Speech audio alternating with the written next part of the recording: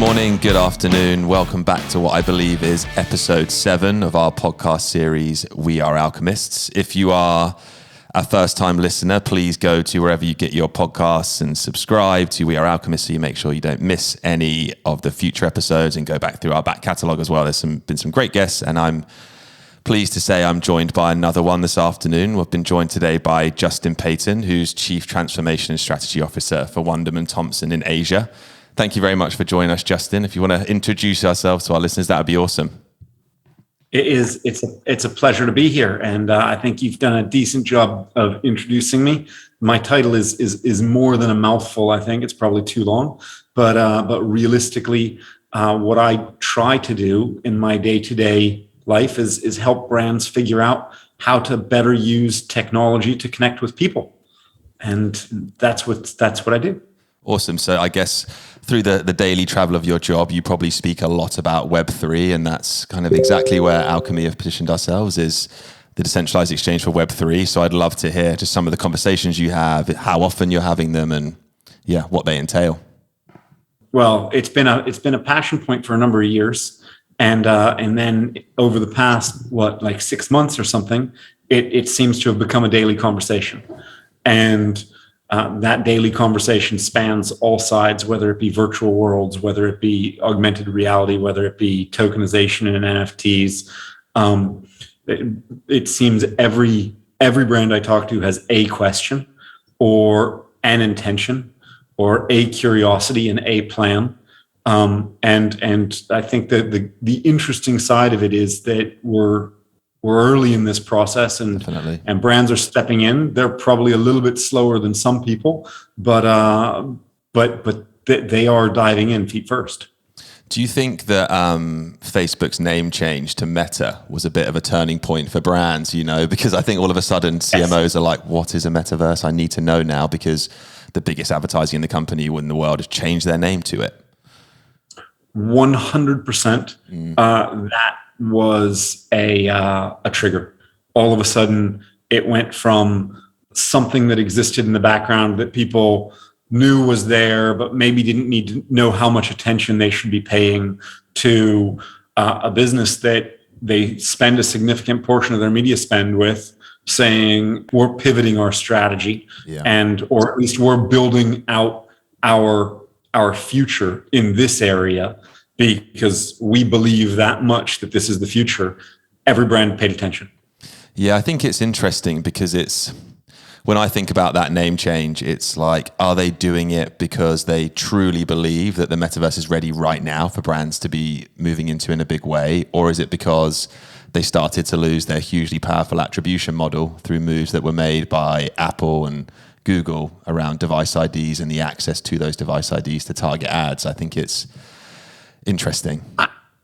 Listen, there's a million reasons that you could speculate on as to why they changed their name. Yeah. But I think the one thing that I'd say that the point of admiration that I have out of the whole thing, and there's pros and cons, but the point of admiration I have is any big company, any company of that scale who's willing to come out publicly and say, actually, we're going to pivot in a big way, and we're going to tell you what we believe the future actually is. That's a big gamble. Absolutely. And it's putting their money where their mouth is. And whether you agree with everything they're doing, whether you don't, you have to respect the fact that they were willing to put themselves out like that. I agree. I guess Facebook were one of the unicorns of Web 2, right? When that squishier front end came in from Web 1 to Web 2, where you were able to interact with content online in a way you couldn't before, they moved to that first, and then also when mobile devices appeared, there was this the analogousness of the apps on Web 2 to Web 2 mobile, that AIM became WhatsApp, and Flickr became Instagram. I think that they've already got pedigree innovating in the face of new technology changes. And for me, Web3 is kind of the revolution that you saw on the front end for Web2. Web3 is exactly the same for the back end. So I guess it does make sense for them to pivot in the way they have done, given their expertise in leading charges in new markets. Because that is, I guess, a tried and tested model. Like Candy Crush were doing it first when you could buy new lives to progress. Fortnite have done it then in a much, much bigger way. They've got collaborations with Balenciaga. You had Travis Scott hosting a virtual gig inside of Fortnite. I can see that maybe that is their cohort they're aiming for, but like those they exist. They're great metaverses, really, albeit without that ability to take your asset, your avatar, your item out of one Fortnite and take it into Call of Duty, for example, or into Facebook's metaverse.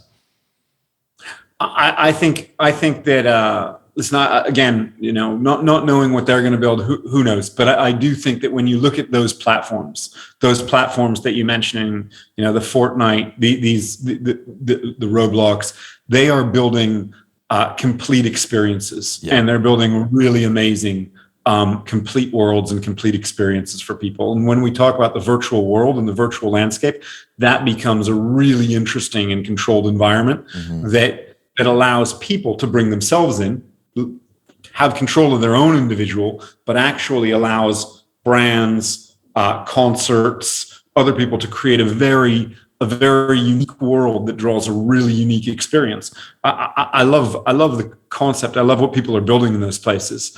I don't know what they're going to build there, but yeah. I think it's because we've obviously had the pandemic where people were physically decentralized from one another. So it almost then makes sense for the technology to mimic that in some way, and I think like people figured out they don't have to go to an office to earn money. People figured out they don't have to go to university to learn.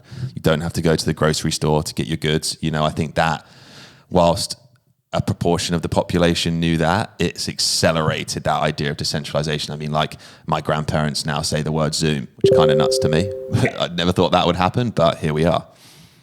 Yeah, no, absolutely. I definitely think that this has been supercharged by the fact that people had to live separately, and that people had a decentralized view.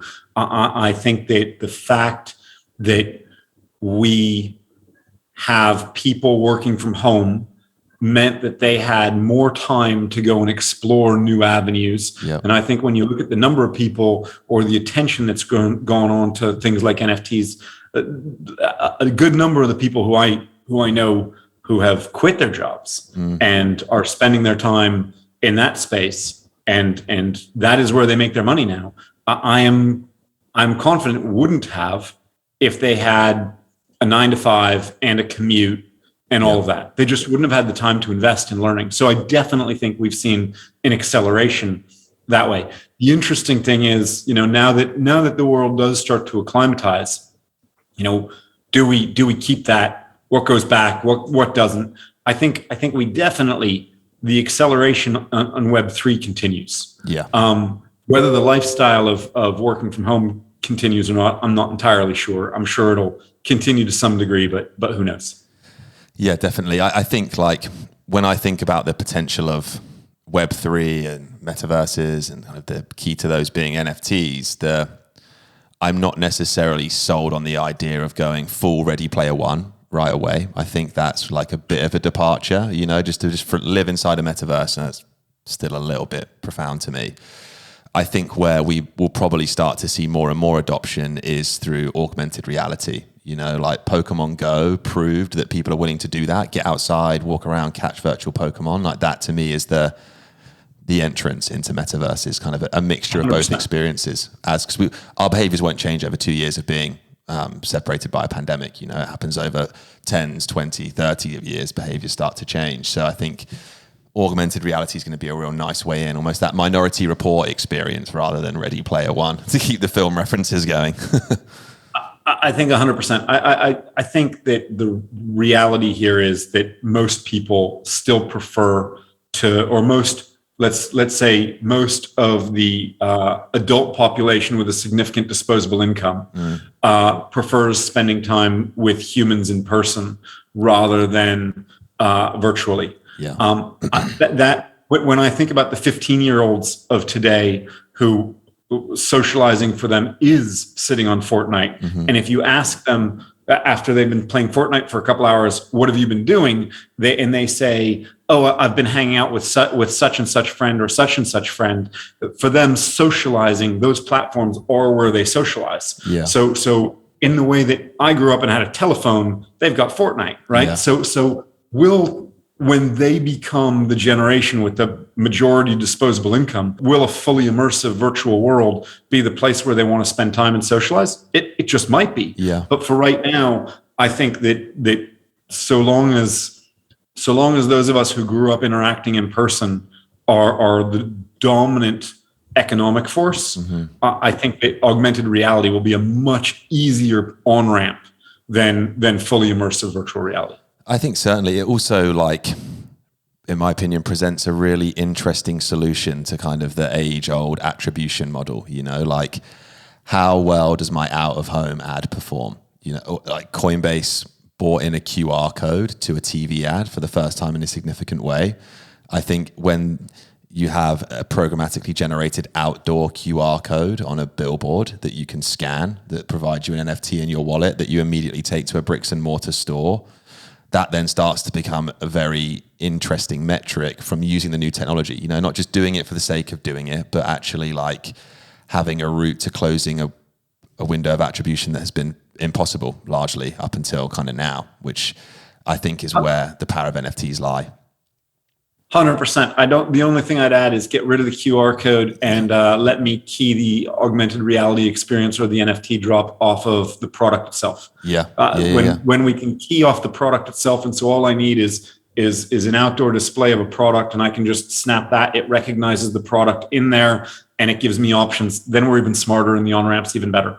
But I'll take the QR code to start with. Yeah, because I think it presents some really like interesting executions, you know, like I think artists have jumped into NFTs first because it's in my opinion, it's a new medium, right? In the same way that people had a lot to say when people stopped painting frescoes on wood and moved to canvas. That was crazy. Why would you do that? You know, wood's going to stay there forever. Why would you want your art to be portable? NFTs are kind of that same move to a new medium. I mean, we've had a few conversations with artists that are like, okay, we'd love to get into NFTs. And I'm like, well, in the same way that you like apply acrylic paint to a canvas in a particular way to create part of the art, you need to understand what's possible through the new medium, which right now is a smart contract, and kind of baking that into the process of your art itself. So like generative artwork or combining artworks together or timed releases, you know, I think even to the case of if you were buying art in a gallery, at the moment you put a sticker on a dot, which is like very, very old school. Like that could easily be you buy the NFT deed that comes with a physical piece of artwork. That artwork disappears from the wall whilst you're in a gallery and appears in your mobile phone. You know, that to me is quite an interesting purchase path that you don't get to experience with existing art galleries, for this example. No, I like that example. I think that's great. I would love that. Yeah, it would be fun, wouldn't it? I think that would be a lot. I think that's a much more interesting way of dealing with it than they deal with right now. I like that. Yeah. And I think you're right that the artists jumped in first. Yeah. Because it's visual and because that's low-hanging fruit when what you're talking about is storing an image in an IPFS file or in an IPFS location. So that works. But as you say, the medium that sits behind it is a smart contract. Yeah. And I would say that when you look at most NFTs or kind of emerging NFTs now, what you're seeing increasingly is the ones that look at how they're going to use that smart contract in an interesting way. Those are the ones that are going to maintain value and accrue value, whether it's either that or things that are attached to community. But things that are just art, you have to be quite an artist at this point to get that recognition. Otherwise, it's hard to call it a saturated marketplace when there's not that many NFT holders in the world yet, but it certainly is a crowded marketplace at this point if all you're trying to do is art. Certainly, yeah. I think it's not that difficult to create 10,000 NFTs. You know, you can do it programmatically with layers. Like there is definitely still some work involved, but not like it would be to paint 10,000 canvas paintings. You know, like it's a lot easier to do NFTs than it is canvas. So I think you're right.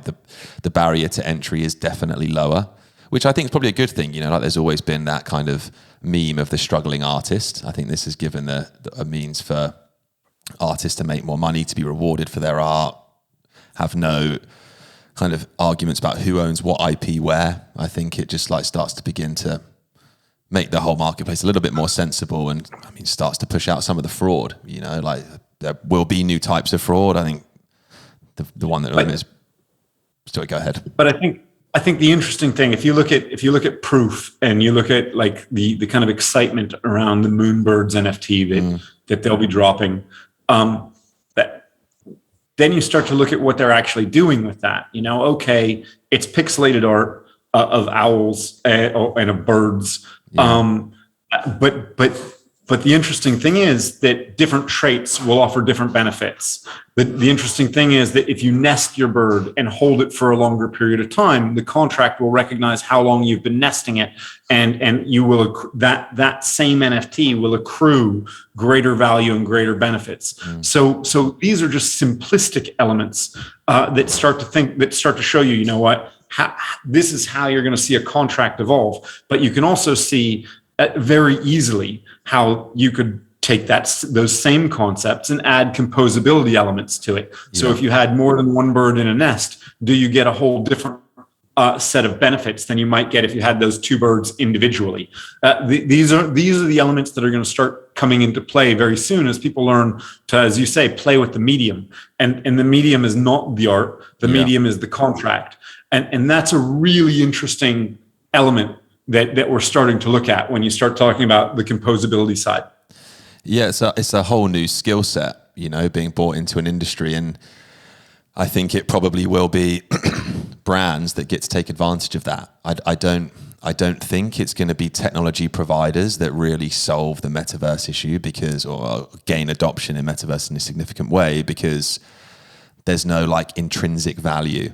Whereas like a Gucci or a Nike or an Adidas, like they basically sell NFTs anyway, you know, but you can just wear them. So like that, to me, they're already in the space without really realizing, you know, like they're adding some value to what exists anyway. What I've heard people say that I really agree with is that blockchain and crypto kind of remained on the fringes until NFTs. And the reason for that is that NFTs all of a sudden became a symbol of culture as opposed to the symbol of tech. And when you think about that as a symbol of culture, where brands fit is brands are cultural accelerants, right? What a brand does is they want to associate themselves with culture. And so the way they do that is by adopting some of that, by putting media behind it, by effectively being a distribution channel for cultural trends, for cultural norms, so that they can associate themselves with it and own a piece of that and be associated with it. In that sense, I think brands can accelerate the uptake of NFTs, but really just the uptake of Web3 overall and the principles behind it in a huge way.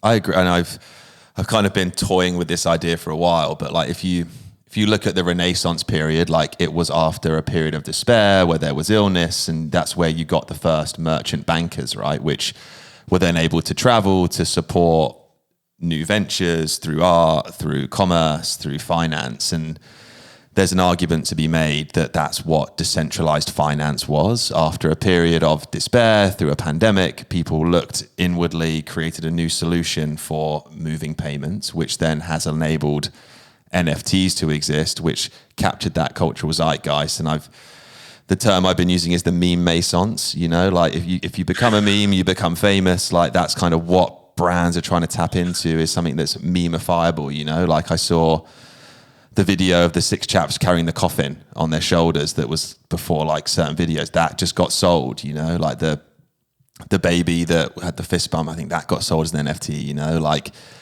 those things spread like wildfire, and tapping into that zeitgeist, I think could serve brands very well.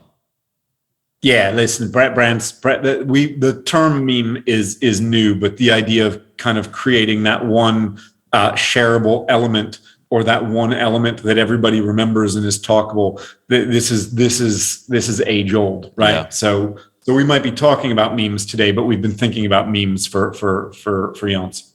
Certainly, yeah. I think I once walked around the Getty it's the Getty Museum, and like it was all the kind of the periods, the art from the Renaissance, and all my brain was thinking was to trying to make funny memes out of the old school pictures of like the Prince and the Pauper or whoever it was. Like, so I think you're absolutely bang on what you're saying. We've always been trying to do it. They're probably doing it then, having a right old laugh in Italy 500 years ago at a funny pose in an oil painting. Well, you're better than me. I go through those and I just look at the art. But next time I'm probably going to sit there and start trying to imagine exactly what they're saying. Yeah, imagine what the artist was saying behind the canvas. There you go. I've got a very vivid imagination. So we've talked, I guess, about like a lot of the forward-facing and stuff that maybe hasn't quite happened yet. Do you think there's any brands that have done a good job with NFTs so far?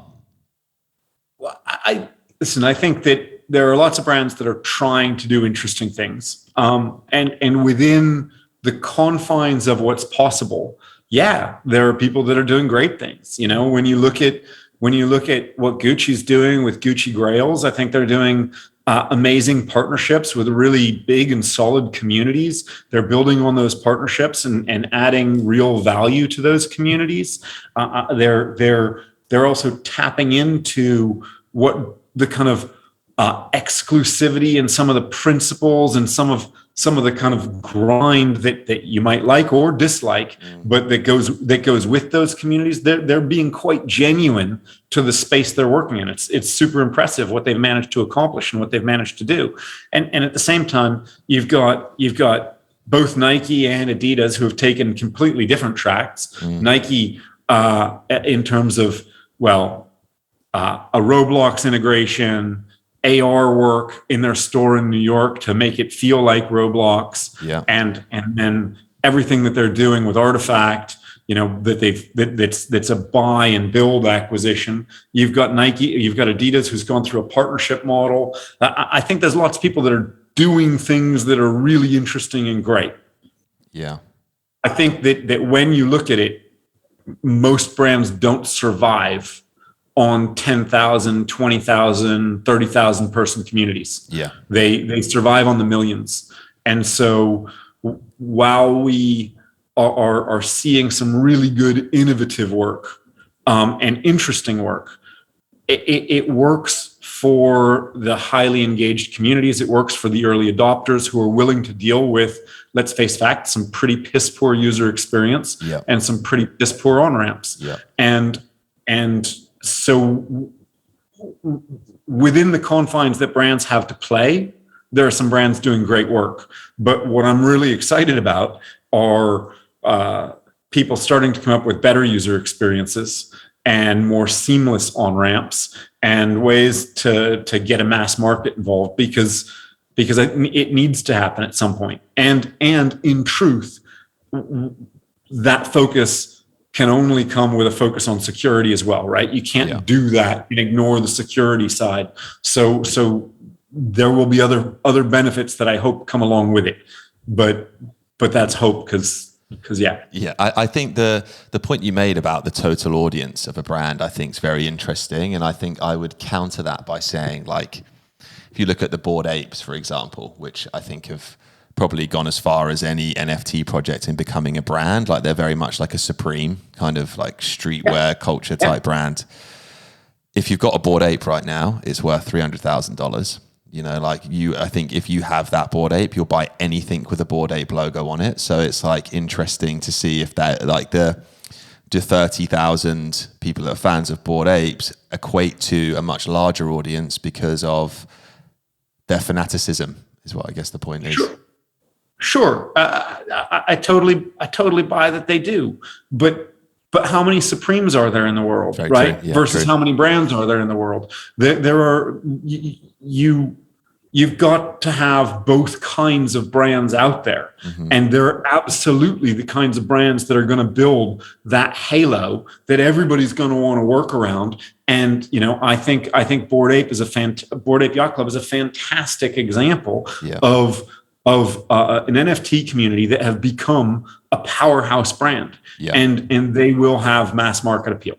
But that's not going to work for every brand's use case. Yeah. And we're going to need to find or brands who want to be involved are going to want to find use cases that appeal to a mass market, where the mass market doesn't have to have $300,000 to get in, because most people don't have that as a disposable income. Nice, the reality is, the way things scale is by bringing walls down, not by building walls up. And the way things draw appeal, right? The way PR might work is by building exclusivity walls. And PR can work by going, oh, we're going to make something more exclusive, more elusive, more expensive. And then everybody wants to talk about it. Great, it's PRable. But if you want to drive adoption and scale, that's something different. Yeah, I think to me, a great use case for an NFT is lifetime value of a particular customer. If you kind of take an e-commerce use case, if someone's incentivized to keep an NFT they receive from any brand, could be Boots in the UK, have a really good club card scheme. If the longer that you held your NFT, the higher your multiplier got, so long as you continued purchasing once a week, that then makes a lot of sense to hold an NFT if you're a Boots shopper, I think the loyalty use cases are really, really interesting. Yeah. And I think that we're going to see some really interesting adventures in that space over the next 12, 24 months. Definitely. Because I remember when Nando's first came to the UK, I used to go and get my stamps on my Nando's card. And I was like, you know what? I can just get a stamp.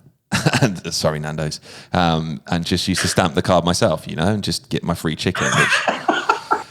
Maybe I shouldn't admit that, but I think I'm probably not the only person that did it. And that is solved by an NFT, because that's a big leak in value for Nando's. Me when I was going once a week, not paying as much as I should have done, perhaps, because I had a stamp.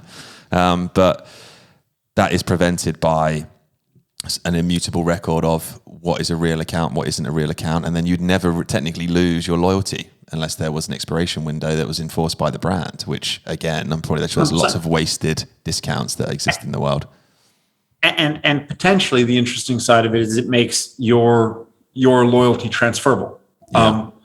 Depending on how things are set up, but you could set it up so that there's actually elements of value that drift into your loyalty account that are transferable, in the same way that right now I can sell the frequent flyer miles that I have with an airline. There is a resale market for those miles. It's not a great resale market, but it exists. And you can just, you can look on eBay for frequent flyer miles and buy them. Which is FIFA points as well. It's kind of nuts, really. And that just opens up people to be scammed. There's that point where you have to send your money without receiving your points, which why would you? It's risky. I think what's the case against Web3? I think we're very much drinking the Kool-Aid. I think, is it inevitable? Is there no case against this? Is it just going to happen? Or is there powers or whoever it may be that... I'm too bullish to be the guy who gives you the case against. Yeah, Web3. Me too. I'm just trying to think. I do think though that there are cases where it's not the answer. Yeah. Right. I think that right now, when you talk to people in this community, there are a lot of people who just will say that, it's a better answer for just about everything, and everything should be decentralized, and that's that. I'm not sure whether I agree with that point. There are elements that probably benefit from a bit of centralization, and that's okay, and that's normal. And when you look within the space, you'll see different tokens that have different degrees of centralization and decentralization, and you'll have kind of a community that sits there and will say and will advocate for the greater the decentralization, the greater the value that actually has, or the greater the security that it has. But at the same time, is that true for everything? Yeah. No.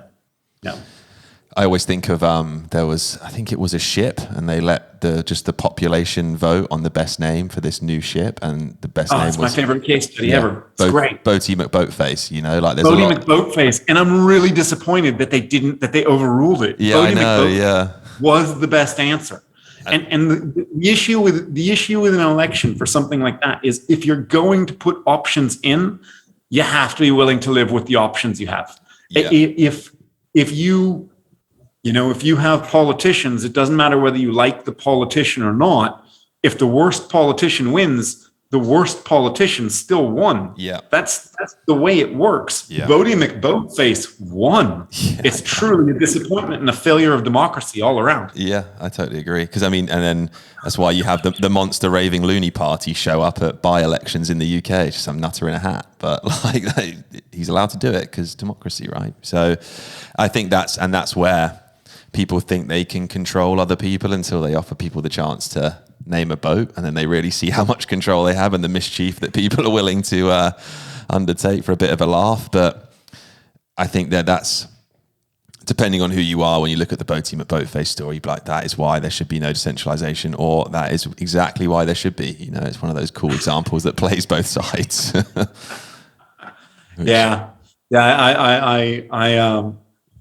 I think in that example, I'd probably side on the this should be totally decentralized, and they should have just gone with the answer.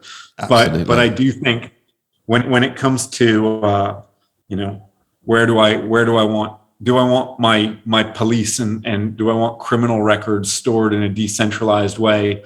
I'm not actually sure that that's the correct answer. Yeah.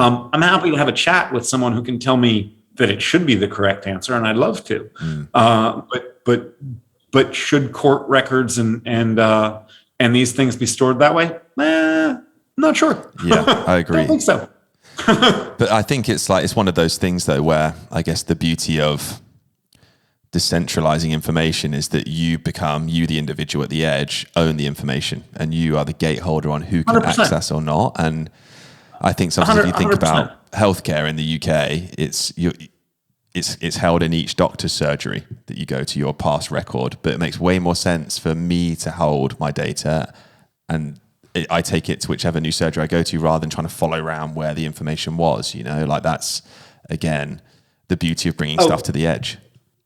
The thing that excites me most about this space, and the thing that keeps me really passionate about this space, is that I think the wallet can become a holistic identity, whether it's a wallet or another element within a wallet, or how that works. But I think the portability of my identity and my ownership of my identity is what I'm more bullish on and more excited about than just about anything else. Yeah. And it permeates everything, including the fact that my police records should be tied to that wallet. But do I think they should necessarily have decentralized access to those records? Not necessarily. Yeah. But there are elements that should exist within it.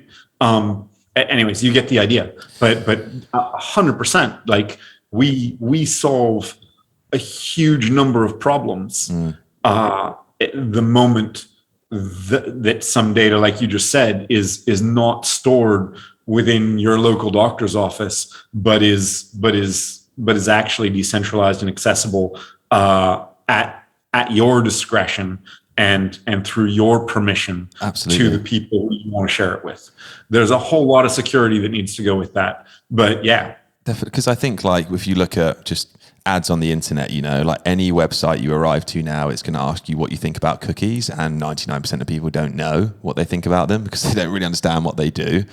And then that data is held in framework that, depending on who you ask, is or isn't compliant with the GDPR. And I think the real solution to that is each individual hold their consent to particular websites in their own wallet, in their own person, rather than it being managed by a centralized database, essentially. And that then removes the necessity for GDPR in any capacity, really, because you are saying who can pass the information to whom. And with these payment rails, you now can receive a reward for doing so. That's where walled gardens made their money, is they decided the margin that they were going to share with users, zero. It was just free content, but content has increased exponentially. That's not good enough of an incentive now for me to share my data online because I can get free content literally anywhere, more than I'll ever read, view, watch, you name it. You say that, but at the same time, I pay for more content today than I've ever paid for in my life because I'm willing to pay for quality. And so, where a huge number of the publications that I subscribe to now had no paywalls for a long time. The New York Times had no paywall for a while. I am more than happy to pay them and to pay for that journalism because it is of a certain quality. Now, don't get me wrong. I agree with you 100% that there is a huge value in my being able to own and govern the decisions of who can access that data. The challenge that I see is that right now, what I haven't seen is anybody who's going to make that easy for my mother. Yeah. Right. I don't. She doesn't want to make a decision, and the honest. My mother probably does, but that's a different story. You get the point. Most people don't want to make that decision, and the problem with GDPR, or the problem with one aspect of it, wherein they started to say that everybody needed to consent to cookies and all of that, and all of that is, I don't know anyone who's ever read what the terms actually are. I don't know anyone who's done that, and I don't know anyone who clicks. Most people just click yes by default. Yeah. Right. Everyone just kind of clicks yes because they want the content on the other side of this wall. It's free to click yes. I just have to click yes, and I'm scared that if I click no, you're just going to tell me that I can't have the content because I've clicked no. So people click yes to something because it's the path of least resistance. That's easy, right? You've created a path that's fairly easy. The challenge with getting people to govern this themselves is outside of a number of super users. Does it change anything? Or are they just going to say, give everyone everything? Because that's the easiest thing for me to do, which in some cases might actually be a worse solution where there's less security involved because all of a sudden they're giving permission to everything when they should be a little bit more restrictive. So we haven't worked out the security and the responsibility metrics there. And I do think that it's on brands, and it's on the technology providers that are creating these solutions to, if they want to say that we're putting the consumer at the heart of this, and the decentralization is about empowering people. Well, it's not good enough to just empower people if you're not educating them in a way that they make use of it correctly.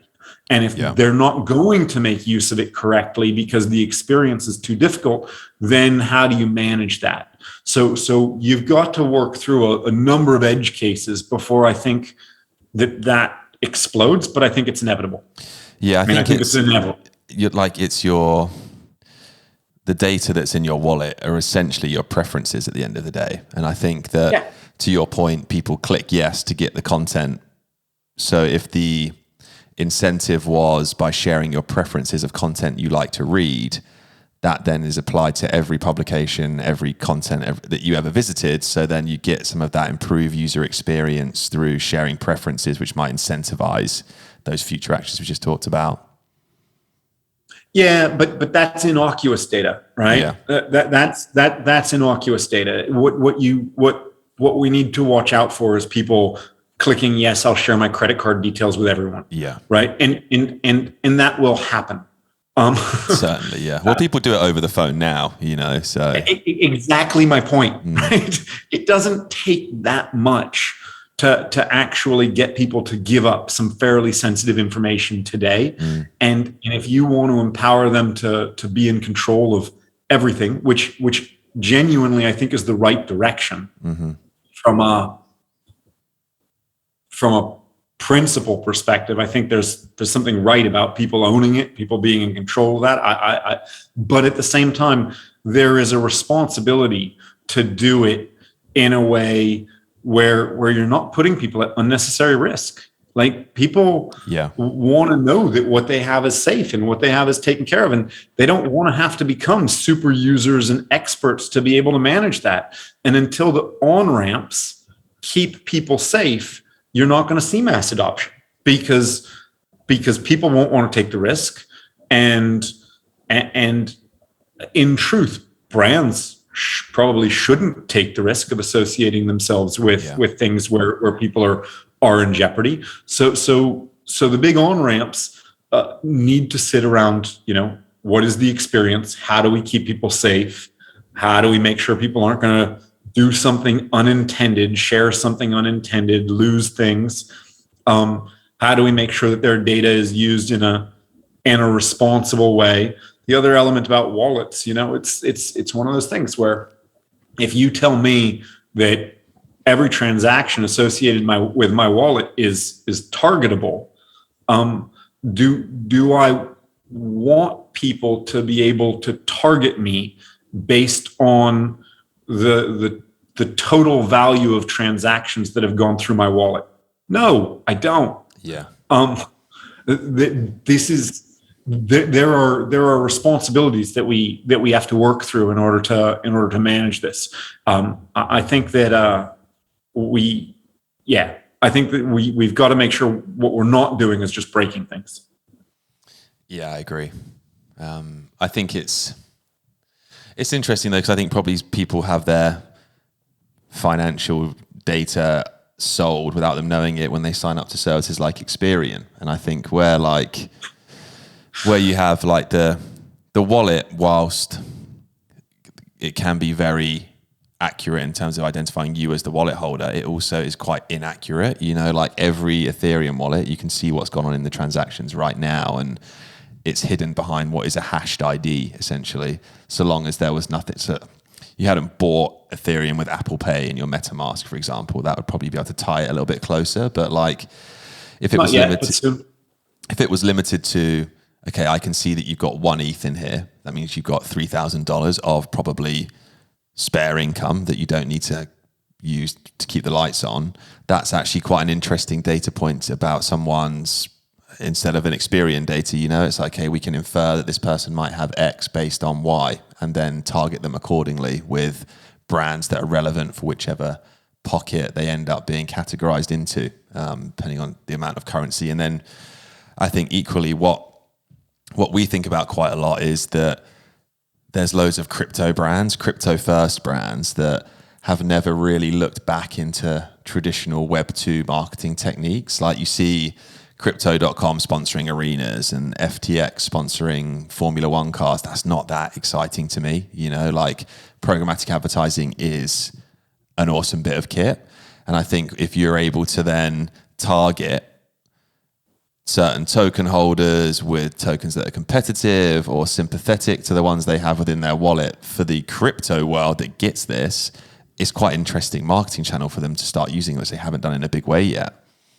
Oh, 100%. I mean, you look at Alfa Romeo saying that they're going to put the titles of cars, and that they've launched a car where the title is an NFT, right? Yeah. And the idea that the title is an NFT of that car, if I wanted to programmatically talk to car owners who of a specific value, be it that I would just want to talk to people of a certain disposable income, and I'm selling business class airline tickets, or be it that I want to sell another car, and so I want to know how long that token's been in their wallet, and just so, because they're probably likely to churn and buy a new car at a specific time. So I'm just looking for car NFTs based on a specific age, and car titles that are of a specific age to retarget people. Mm-hmm.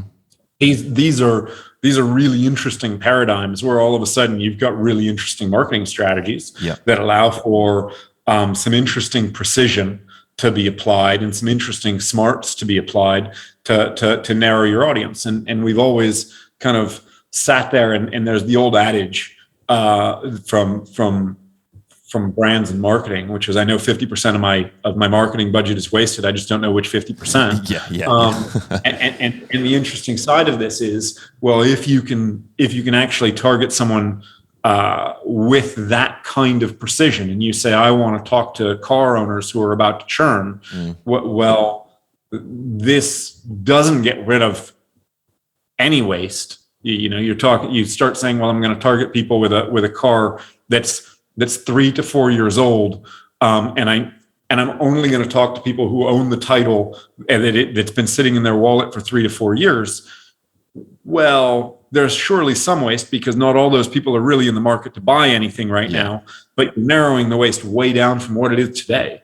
Yeah. So you go from 50% of budget being wasted down to, I don't know, 20, 15. Yeah, and it just makes the advertising more useful. I think Instagram's ad product does get a bad rap because it's too accurate, I think. But like sometimes the ad format is perfect for the medium you're viewing it on. It's like, it looks like the posts around it, so it's not jarring as an user experience, other than when you think your phone's listening to you. But that's where they've gone a little bit too clever, I think. But if it was a case of, I've just moved into a new area, I update my postcode in my wallet, which doesn't really narrow it down too much, all of a sudden local restaurants can start targeting me with offers, insurance companies, broadband providers, like stuff I need at the time I need it, which they can see from a signal that's deterministic, not we think they've moved. It will just improve wastage. There'll be fewer ads, so it'll be better to experience content online. What we've seen is a world where, Web 1, I can publish something about myself or about anything, and you can read it, and you just kind of have to take the person's word on what's said about themselves when they and that's all you can do, right? So there's just kind of a published element. Web 2, you can start to get some signals, and there's a probabilistic element to be able to go, what more can you infer about me? What more can you learn about me? Web 3 is going to be deterministic. We're moving from a probabilistic web to a deterministic web. And that to me is one of the most interesting elements from a communications perspective that's going to come about. I almost feel like that should be the tweet. It almost seems quite nice to end on that. It's just that Web3 will become deterministic. It will take away the wastage. It will allow people to be more strategic and surgical with where they spend their money, efficacy. And then I think that wastage is what pisses people off online. It's just like, I don't need to see these trainers for the next 30 days. Thank you, because I'm wearing them. Oh, come on. You like having a pair of trainers follow you around the internet, even after you've bought them. And what I think is embarrassing is that in the age of Zoom calls and screen sharing, I just wrap myself out for the trainers that I've bought. Every business call I'm on, it's a little bit embarrassing sometimes when you see, did you really buy those shoes? I'm like, yeah, I did. Like, we know. See now in your browser history. It's ridiculous. So yeah, Justin, thank you very, very much for joining us. I've thoroughly enjoyed this conversation. It's been awesome. Great to chat. And we'd love to have you on again in the future. Maybe when there's been a bit more adoption, we can actually talk about some of the amazing brands that have knocked it out of the park with Web3. I'm sure we'll be in touch and talk about it offline. And when some of these things happen, we can do it again. Brilliant. Thank you very much, Justin. Thank you. Take care. Bye-bye. Bye. Bye.